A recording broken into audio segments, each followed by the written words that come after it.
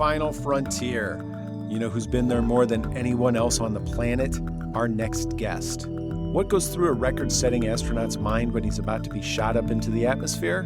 Well, stay tuned and you'll find out on this episode of the Interesting Indiana podcast.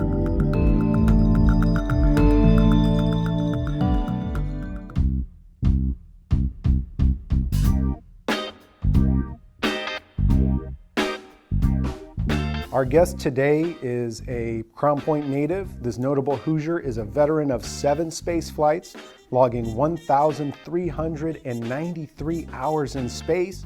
He's been awarded 2 Defense Superior Service Medals, the Air Force Legion of Merit, 4 Defense Meritorious Service Medals, and the National Intelligence Medal of Achievement, among many other awards. He was inducted into the U.S. Astronaut Hall of Fame in 2014. He has also received an honorary Doctor of Science degree from Purdue University in 2000, and Crown Point has named an elementary school in his honor. So if you want to get the whole story, go buy Spacewalker, his book, My Journey in Space and Faith as NASA's record-setting frequent flyer, from Purdue University Press, because there's too much to mention in this intro, but wow. I'm very proud to have Colonel Jerry Ross today. How are you doing, sir? I'm doing great, Paul. It's a pleasure to join you. I'm glad that you're spending some time with us to let other Hoosiers know about following your dreams and taking that path that is laid out for you, or making your own path, I guess. Where would you like to start? I'm very interested in the small town Northwest Indiana boy pursuing his dreams, and I'm sure a lot of kids at that age, this is the 50s, space is exciting and new. Can you tell me about your life at that time, growing up in Crown Point, what that was like? Sure. I actually grew up about 5 miles outside of Crown Point, out in the country. I was between Crown Point and Leroy along US 231 there, and a little bit south of 231 actually. I grew up at a very exciting time, as you've already mentioned. People were starting to talk about launching satellites and rockets into space, and even though it hadn't happened yet, that caught my imagination. I started making scrapbooks about satellites and rockets, and my mom helped me to cut articles from Life and Look magazine and local newspapers, and she would even help me type up little captions to put underneath the things that we put into the scrapbook. And I was in the 4th grade when the first satellites were actually launched into space. And by then, having made those scrapbooks, I knew quite a bit about who was doing the type of work that was being done. And since many of the articles that we'd cut out of the local newspapers were highlighting Purdue graduates that were working in our country's very earliest efforts in the space programs, then I knew that Purdue University was a place that people went to get a college education that enabled them to get involved in our country's space program.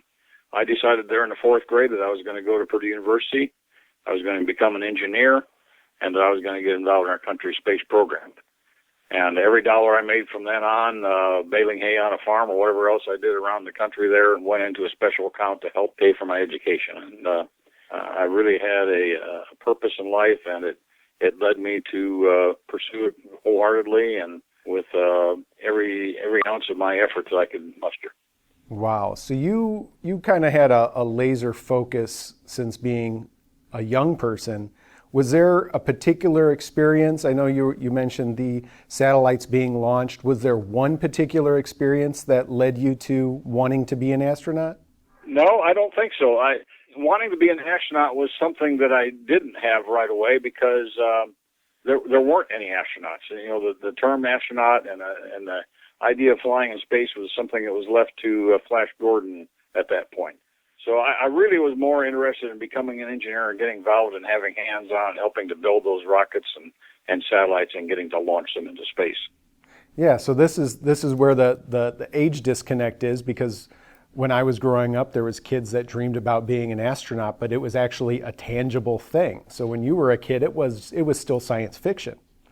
It was, but as I matured and I got to watch the program grow and got to see it actually start to happen in front of my eyes, if you will, then I started to realize if I was going to be in a space program, probably the best place for me to try to get to was to be on the rocket itself.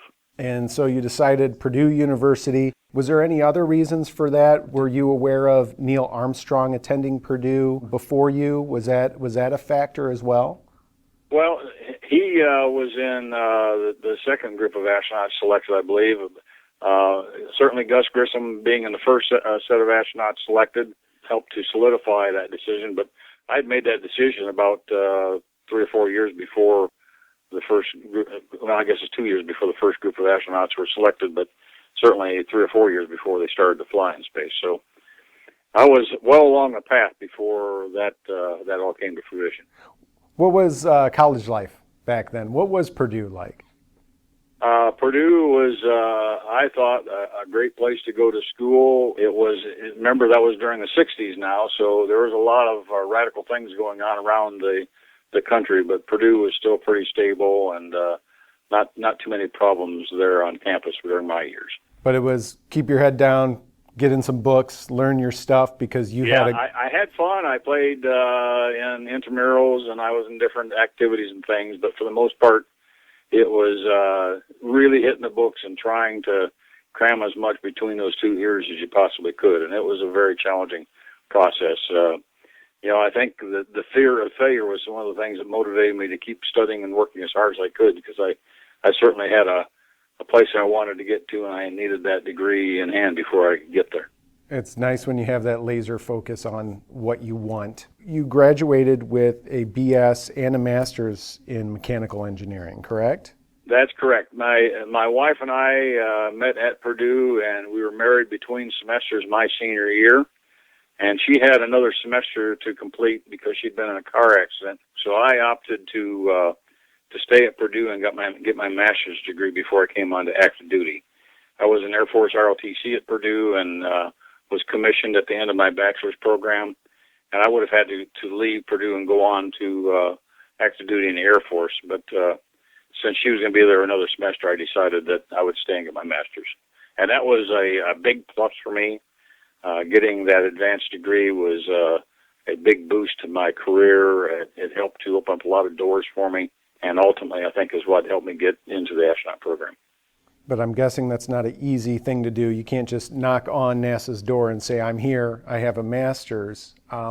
What entails graduating to getting into NASA? I know you were a pilot for many years.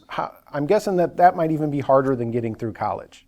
Well, I wasn't a pilot in the military. I had a private license, but I came into active duty in the Air Force as an engineer, and I went to Wright-Patterson Air Force Base over in Ohio and worked as an engineer working on ramjet missiles for about 2.5 years.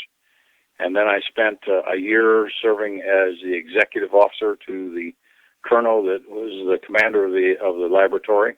And then I was selected on my second try to go to Air Force's test pilot school out at Edwards Air Force Base in California, where I went to the school as a flight test engineer. And I was a pilot, and I was a test pilot, but as a flight test engineer. And we went to the same academics, the same classroom as the test pilots that were in our class. We flew in the airplane with them. We would plan what we were going to do on the tests. I would ride in the airplane and help to evaluate the quality of the maneuvers they were doing to get our data. And then after the test flight, we would come back to the office and we would reduce the data and ultimately write a report on what we had learned. It was a great learning experience. It was a great opportunity for me to get flying experience, to get the kinds of background experience that NASA had sought for previous astronaut programs when they were staffing up for Mercury, Gemini, and Apollo. So what's going on in your head as working with a test pilot team or any team that's testing out a new technology? Basically, you're a test pilot to see if there's any issues, to see if there's any problems with equipment. What goes through your mind when you're doing this at that time? Well, it's exciting. I mean, you are doing cutting edge types of investigations. Sometimes the airplane or the systems you're testing in the airplane, or maybe the types of missiles or things you're launching from the airplane, it's never been done before. So you are the first team, the first crew that's ever done something like that. So you are looking at all the aspects of it. You're trying to make sure that you have studied everything and are trying to be as safe as you can be, and that you're going to get all the data you need to validate that the aircraft and its systems are functional and that they will be usable by the United States Air Force if and when they are needed. You are put into harm's way flying in aircraft under some pretty extreme conditions sometimes, and but it's the kind of thing that leads you to understand what it means to be part of a team, and that everything you are doing is critical not only to the success of the test, but also to the survival of you and your crew that's flying in the aircraft. That's definitely the epitome of you're as strong as your weakest link. If everybody's not performing on a high level, that's when you're going to have an issue. Absolutely. Yep. This leads into the astronaut program. You were selected as an astronaut in 1980, and this must have been an exciting time because the shuttle program was just starting around this time. What was NASA like, I guess, at that time? What was the vibe around what NASA and what you personally and your teammates were hoping to accomplish? Well, I applied first in 1977 for the astronaut program, and out of 8,000 people, I was really excited to be one of 210 that they interviewed, but I wasn't one of the 35 they selected. So I had to try harder the second time, and in 1980, out of about 6,000 people that applied and 120 that were interviewed, I was fortunate to be one of the 19 that were selected that time. And when I got to NASA, everybody was focused on getting the shuttle flying, and so our class was a little bit disregarded or not paid a whole lot of attention to as we were going through our training. And in fact, we completed our training just before the first shuttle flights occurred, so we went straight from our somewhat abbreviated training right into being in various different support roles for the various early shuttle flights. Can you tell me about the roles that you played early on? Sure. I flew in NASA's T-38s, chasing shuttles on the third and fourth missions. As they came back into landings, we were there for several reasons. One was to observe any damage on the tiles before they landed on the runway or the lakebed runways out at Edwards, and to photo document that. Secondly, we were there as a backup airspeed system. If the airspeed systems on the shuttles weren't working correctly, or if they were not providing accurate information, we were there to give call-outs of airspeed and altitude as they came down. I also, early on, was a support crewman for crews who were getting ready to launch on some of the early missions. I was assigned to work on development of spacewalking hardware and procedures, and I helped to do the final developmental work on the little rocket backpack that the guys wore on some of the flights called the Manned Maneuvering Unit. And then I was, as I said, a support crewman, which also caused me to be the capsule communicator there in mission control during several missions, which included 7 spacewalks that crews were doing that I had helped them pull together and helped develop hardware for, and then was in mission control during those very critical operations. I know there's a lot of different roles when it comes to the space program, but I think when kids think about being an astronaut, the first thing they're thinking is being a pilot, but there's so much beneath the surface. That's like the very tip of the iceberg. There's so many support systems that need to be in place. What was kind of your favorite role before, and I'm kind of looking at before your first foray into space, what did you enjoy doing? Well, I felt like I had handed the job of doing the spacewalking job, and I loved that job. I thought that I fit that to a T. It was right down my skill levels as a mechanical engineer, as a guy who had worked on farms and knew how to use tools and to do things, and also from my athletics in football and baseball and basketball and stuff. Those were all good training grounds in terms of how to condition your body and how to use your body to perform a given task. I couldn't have selected a better job to have handed to me, and in fact, I managed to stay involved in various aspects of spacewalking and spacewalking development and tool development throughout my entire astronaut career. Can you tell me about maybe what was going through your mind before your first mission? When is it going to happen? I mean, is that the worst thing? Is the waiting? I mean, I'm trying to We think of traveling into space still being one of the most extraordinary things that could possibly happen to somebody. And okay, this is going to happen to you. Can you set the scene for me? My first space shuttle mission happened to be the 23rd overall space shuttle flight. During those early years, we had extremely detailed briefings from each crew. Once the mission was completed, they would come back and sit down for hours with the rest of the people in the astronaut office and tell us about their training program, what worked, what didn't work in the training program, what things weren't adequately trained, what things you needed to focus on. I put all that into my brain, and whenever I was out at the gym lifting weights or out on the track running or something like that, I would have very vivid daydreams of what it was going to be like, and I thought I understood it quite well. 3, 2, 1, 0, and liftoff. As we lifted off, about 15 seconds after lifting off from the ground, there was so much shaking and vibration, more than I ever thought there would be, and more noise on the outside of the vehicle as we were accelerating through that lower atmosphere. And it sounded like the wind noise out there was going to rip off the tiles and the paint off the outside of the vehicle. And I literally thought about 15, 20 seconds after liftoff to myself, Ross, what are you doing here? So it was a lot more exciting than I anticipated, and I thought I had a very vivid imagination. So it was a great ride, and I got addicted right away, and I wanted to come back and do as many of them as I could. So you've done 7 missions. When was your first spacewalk? It was on that very first flight. I did 2 spacewalks on that mission. That was in late November, early December of 1985. Woody Spring and myself went outside to do 2 different spacewalks looking at how we might assemble structures in space someday. And in fact, the press called them Tinker Toys or Lincoln Logs in space. But we were out there, we were trying to look at different ways of assembling structures, being able to add to the structures, repair the structures. We addressed all those kinds of questions and came back with some good solid information for the people that were at that point started to think about maybe building a space station someday. I have in my head right now a couple scenes from, say, various movies about space, whether it's what's the latest, Gravity, with don't believe much you see what Hollywood puts out. Well, so I mean, this goes back to the extraordinary experience, and most people are not going to be able to experience it. But what is like a spacewalk? I'm guessing it's very quiet.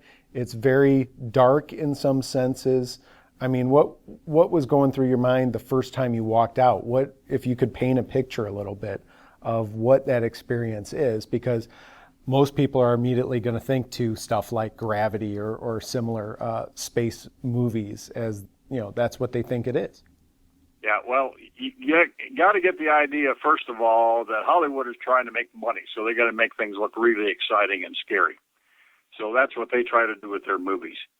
Contrary to what NASA tries to do, we try to make everything as safe and logical and disciplined and thoroughly prepared for as possible. So I had done, as I told you earlier, 7 spacewalks where I was the capsule communicator on the ground, talking to crews on orbit. And when I got a chance to fly in space and I knew that I was going to have the opportunity to go out and do 2 spacewalks, I was absolutely thrilled with the opportunity.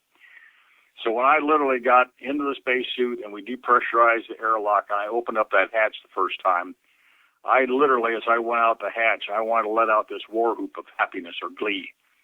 But I figured that if I did that, somebody would think that I finally flipped the lid and I was going to be told to get back inside. So I didn't do that, but that's what I was thinking. I was so happy to be there, so incredibly pleased to have such an awesome experience, to have the universe just on the other side of my, fairly thin helmet material, and to be able to just twist my arm around a little bit and be able to reorient my body and look at the Earth going by at 5 miles a second, a couple hundred miles below me. It was an incredible experience, something I will never forget, and puts a smile on my face anytime I think about it, which is quite a bit.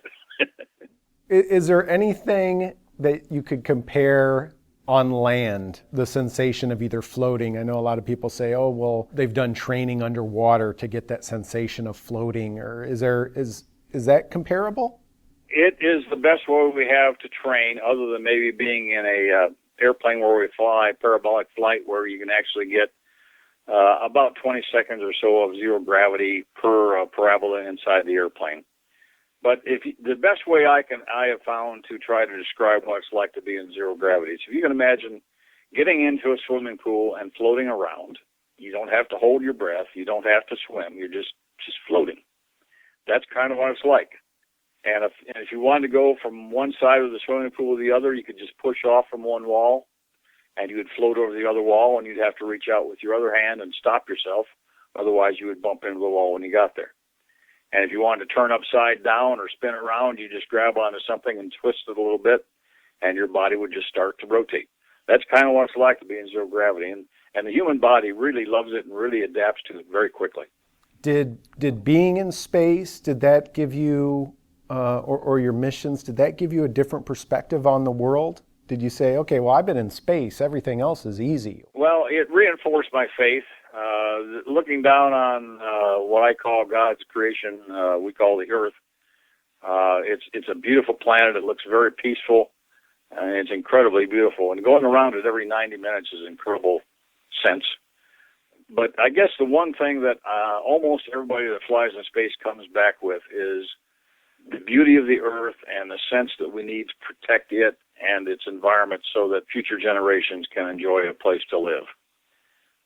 I really have the sense that I wish we could put the leaders of all the world's countries up in space and let them have that perspective to see how beautiful it is, how fragile it is, how small it looks from up there when you go around it every 90 minutes. And you can't see borders. I mean, there's very few exceptions where you can actually see borders between countries.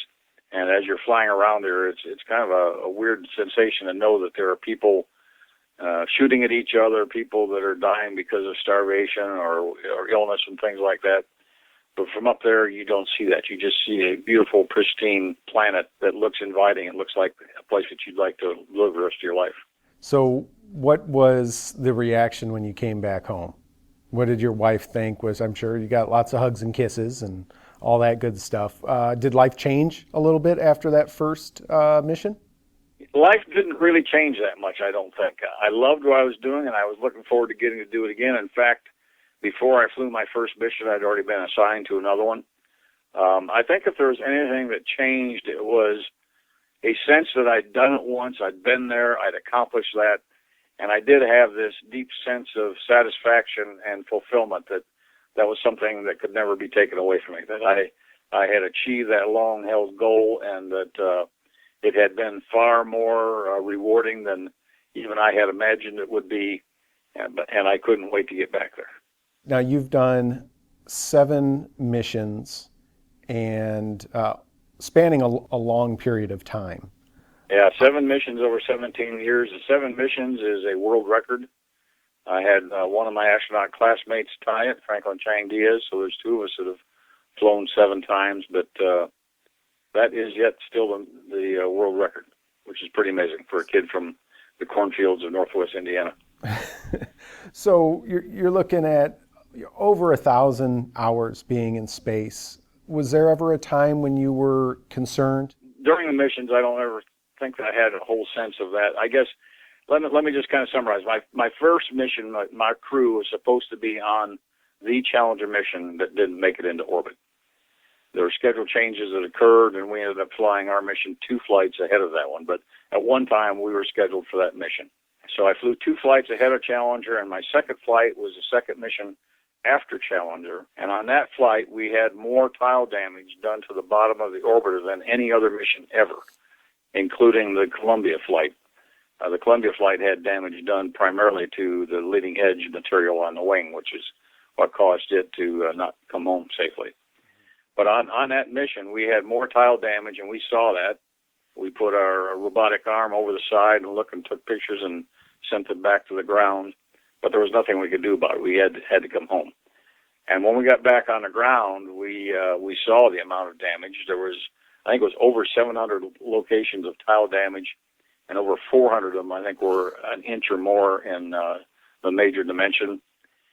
And also, we had one tile that fell off totally, And after the Columbia accident, they went back and reevaluated our vehicle, and they told us, had there not been a double thickness of metal underneath where that tile had fallen off, we probably would not have made it home safely either. We would have probably ended up just like the Columbia mission. So we had some very close calls on some missions, and then even on my last flight, we had a fairly large piece of foam that came off of the large external tank, but it missed the orbiter. It did not hit the orbiter like it did on the Columbia mission, where it put the hole in the leading edge of the wing, which caused its loss.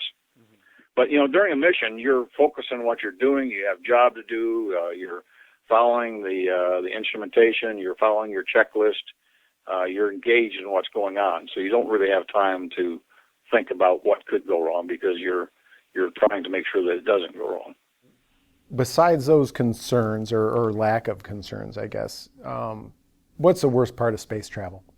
Not getting to continue to do it. I'm serious.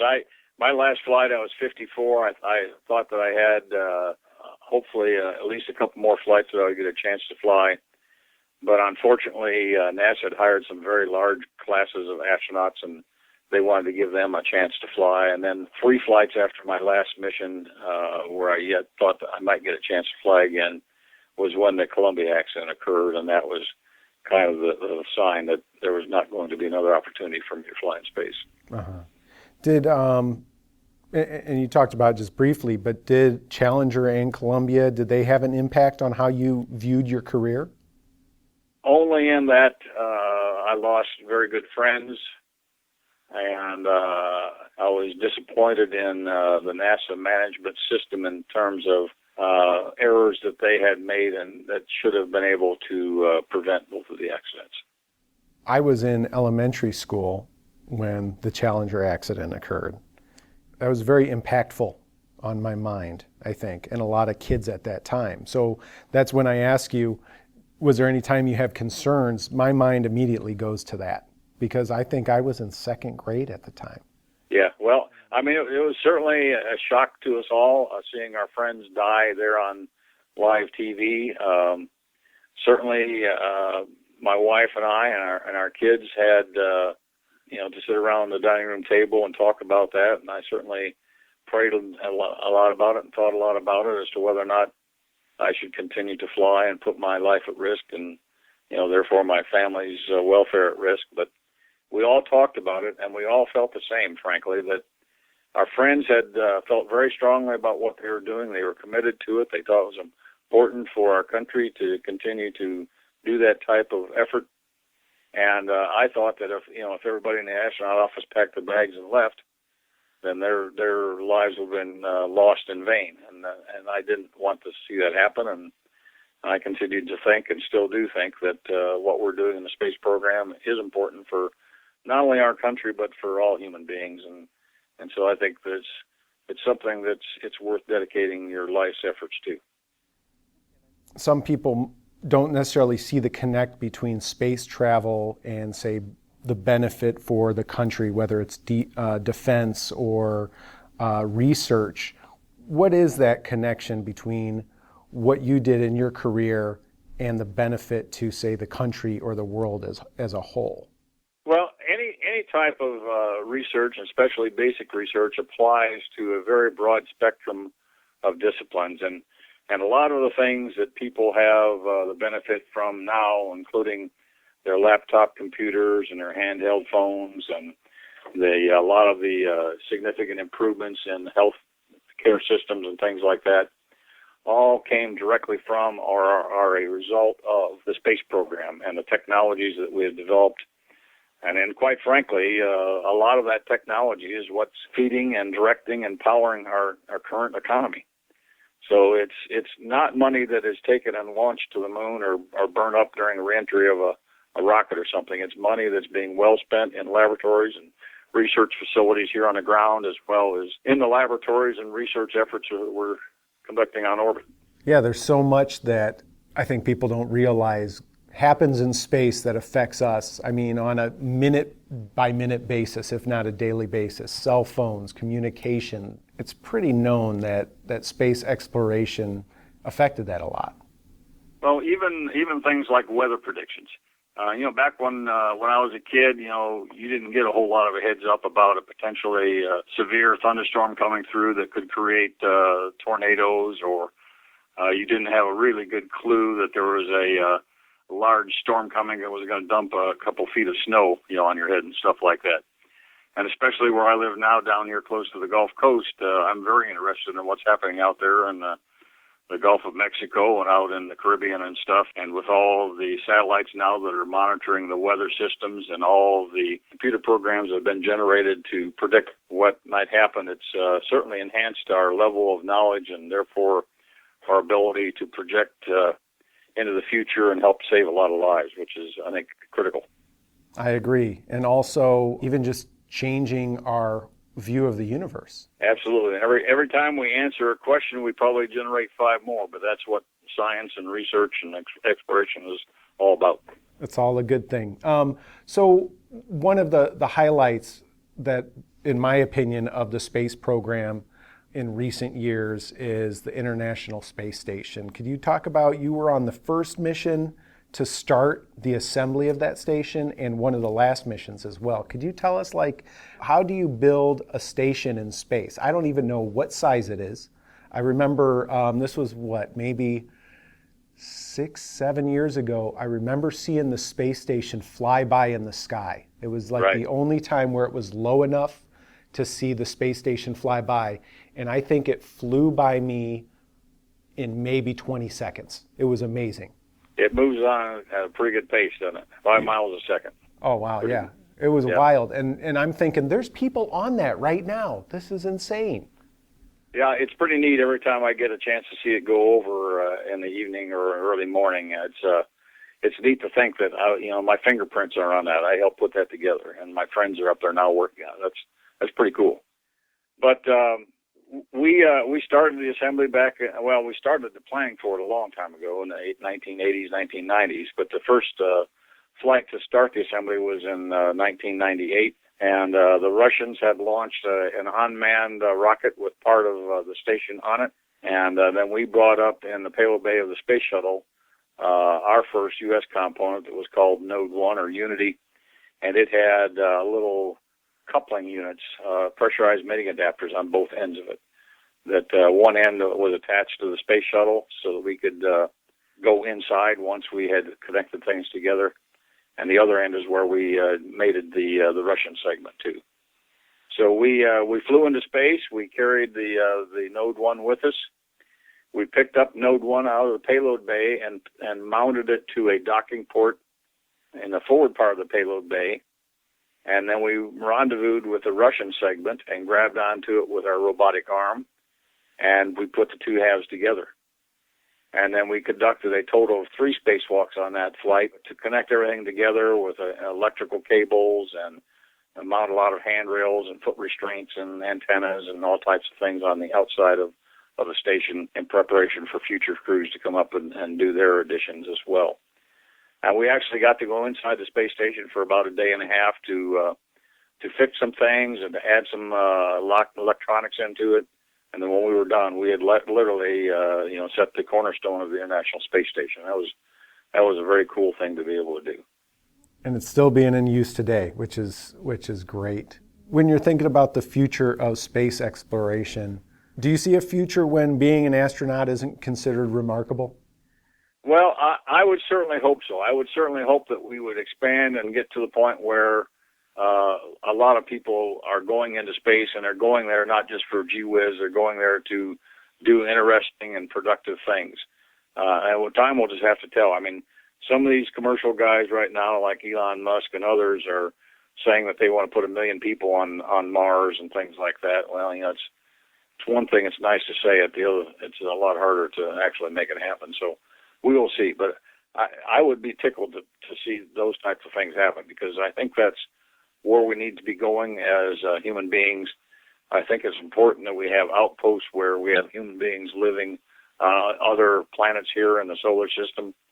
We've had several instances in our history of the planet Earth where almost all of the plants and animals have been destroyed through collisions with comets or asteroids or whatever it is, and volcanic eruptions and things like that. So it would be good to have human being outposts elsewhere in the solar system here, where if something cataclysmic did happen to the good old planet Earth, that we'd be able to maintain our species elsewhere.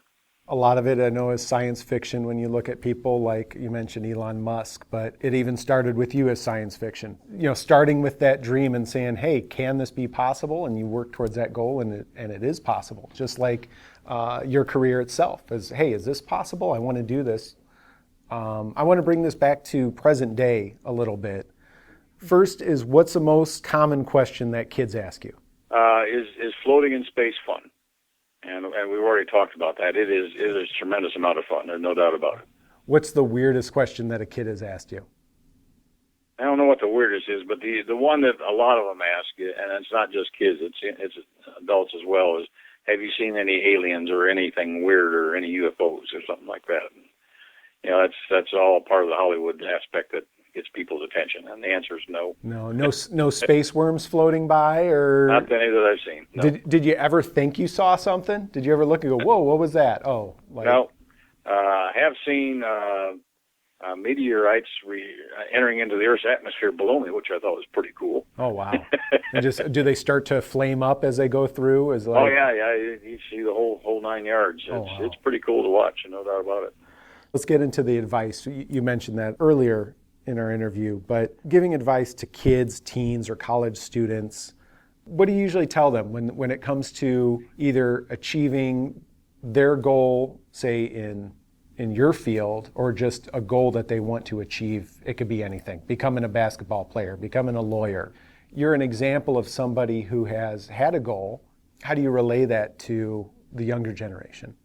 Well, I try to get across to young people that I personally feel that God designed me to do exactly what I did.